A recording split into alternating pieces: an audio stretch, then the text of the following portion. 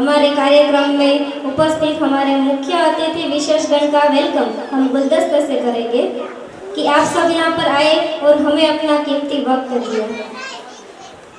अब हमारे जागृति बहन सागर से विनती करूँगी कि वो स्टेज पर आए और हमारी सोनल मैम से विनती करूँगी कि वो स्टेज पर आकर गुलदस्ते से उनका वेलकम करेगी। जागृति बहन सागर।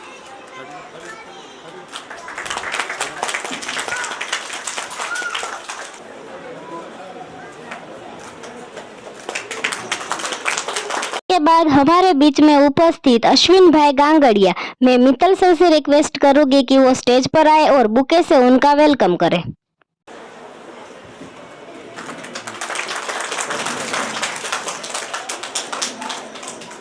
के बाद हमारे बीच में उपस्थित नलिल भाई गांगड़िया, मैं आयुषी मैम से रिक्वेस्ट करूंगी कि वो स्टेज पर आए और बुके से उनका वेलकम करें।